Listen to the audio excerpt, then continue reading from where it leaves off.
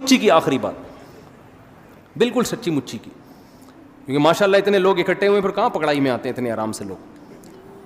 دیکھو ہر پیغمبر نے اپنی قوم میں جا کے اس گناہ کو ہائی لائٹ کیا ہے اور اس پہ رد کیا ہے جو اس قوم میں بہت زیادہ رائج ہو گیا تھا. شعیب علیہ السلام نے اپنی قوم کو کیا سمجھایا؟ ناپ تول میں کمی مت کرو. اس سے پتہ چلتا ہے اس قوم میں سب سے بڑا جرم شرک کے بعد کیا تھا؟ ناپ تول میں کمی.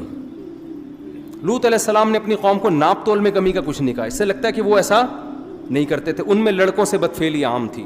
لوط علیہ السلام کی پوری دعوت اس پر تھی کہ تم ان عورتوں سے نکاح کیوں نہیں کرتے, لڑکوں سے بدفعلی کیوں کرتے ہو, یہ اتنی بدترین بے حیائی کا ارتکاب کیوں کرتے ہو. وَتَذَرُونَ مَا خَلَقَ لَكُمْ رَبُّكُمْ, جس خدا نے تمہارے لیے جس کو بنایا ہے اس کو چھوڑ کر کسی اور جنس کے پیچھے کیوں لگے ہوئے ہو.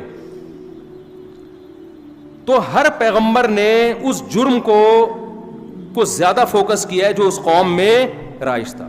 ہماری قوم میں بھی بہت سارے جرائم ہیں, ناپ تول میں کمی بھی ہے, 2 نمبری بھی ہے, لیکن آپ کو 2 نمبر بھی ملیں گے, 1 نمبر بھی ملیں گے. ہمارے ہاں بہت سارے جرائم ہو رہے ہیں, ماں باپ کے نافرمان بھی ملیں گے, لیکن ہول سیل کے حساب سے ماں باپ کے خدمت گزار بھی آپ کو بولو ملیں گے. لیکن ایک جرم ایسا ہے جو تقریباً کامن ہو گیا ہے اور اس کے پھیلنے کی اسپیڈ بہت زیادہ ہے, وہ ہے بے حیائی. سمجھتے ہو؟ اس کو لوگوں نے جرم کی فہرست سے نکال دیا. میں عمرے پہ گیا تو مجھے جو روم ملا ہوا تھا اس کے ساتھ ایک روم تھا, اس میں ایک فیملی آئی ہوئی تھی. پوری رات ان کے کہہ مجھے نیند ہی نہیں آتی تھی اس اتنی زور سے آواز. ایک دن میں نکل گیا, میں نے ان سے پوچھا یار یہ تھوڑا رات کو تو آرام کر لو, کون ہو؟ تو پتہ چلا جی کزنوں کے ساتھ لڑکوں کا گروپ آیا ہوا ہے عمرہ کرنے کے لیے. میں نے ان سے کہا دیکھو عمرہ کرنا فرض نہیں ہے, لیکن آپ کی جو فیمیل کزن ہے اس کا آپ سے پردہ کرنا بولو ضرور. بالفرض پردہ نہیں کرتی تو کم از کم فری تو نہ ہونا. ایک جوان کزن بیٹھے ہوئے ہیں, یہ لڑکیاں بیٹھی ہوئی ہیں اور ایک ہی کمرے میں سو بھی ادھر ہی رہے ہیں, گپے بھی ادھر ہی مار رہے ہیں. یہ کتنی بڑی خدا کے غضب کو دعوت دینے والی بات ہے. ہم ہندو تھوڑی ہیں, ہم کوئی کافر تھوڑی ہیں, انگریز تھوڑی ہیں. محرم نا محرم کی اصطلاح انگریزوں میں ہے بولو نا. وہ مذہب کو نہیں مانتا, جیسے چائنا والے مذہب کو نہیں مانتے.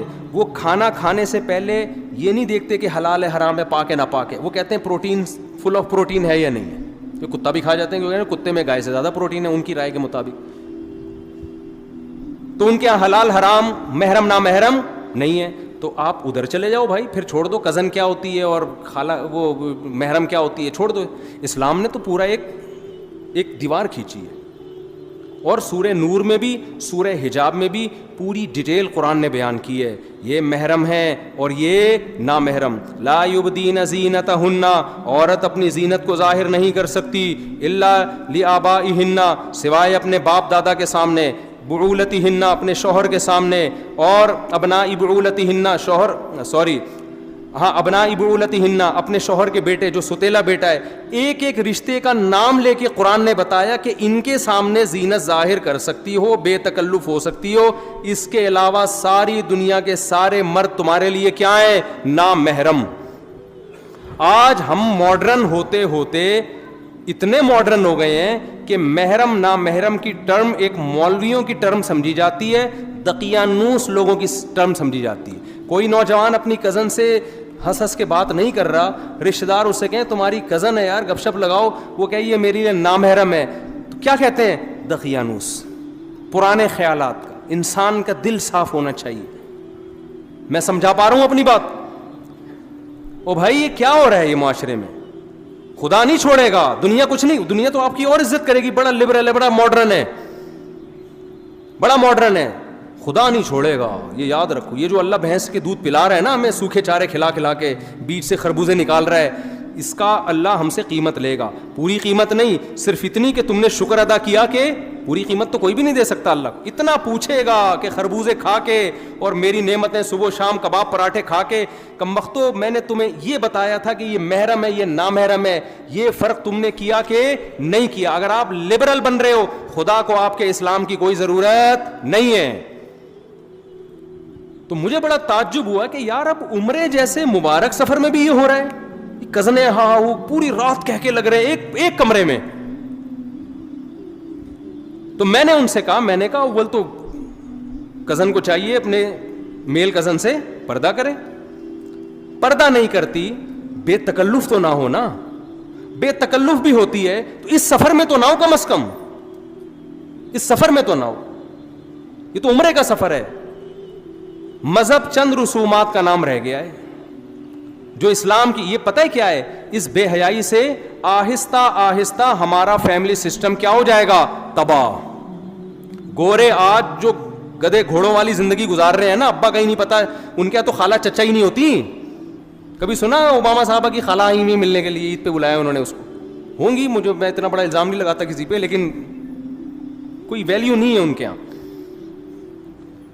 تو یہ آہستہ آہستہ جو بے تکلفیاں ہو رہی ہیں نا, براڈ مائنڈڈ بن کے, اس کی سزا آپ کی نسلوں کو بھگتنی پڑے گی. کیونکہ یہ براڈ مائنڈڈ بڑھتے بنتے آپ پھر وہ حدود آہستہ آہستہ کراس کرو گے جو آج آپ برا سمجھ رہے ہو جس کو, لیکن کل وہ حدود کراس ہوں گی. یونیورسٹیوں میں فیمیل ٹیچرز پڑھا رہی ہیں, لڑکے ان سے فری ہو رہے ہیں, ہاں وہ گپ شپ لگا رہے ہیں, کہہ رہے ہیں براڈ مائنڈڈ, ہماری نیت صاف ہے. آپ کی نیت صاف ہو یا نہ ہو, آپ کو نامحرم سے فری ہونے کی اجازت اللہ نے آپ کے لیے, آپ کی دلچسپی کے لیے صرف اور صرف آپ کی بیوی کو بنایا ہے. اس کے علاوہ اللہ نے آپ کے لیے کسی اور کو نہیں بنایا.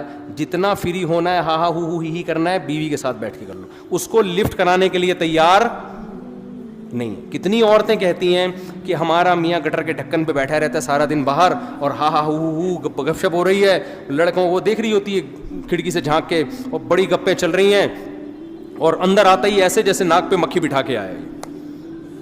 یہ ہو رہا ہے, یہ خدا کا خوف نہیں ہے نا.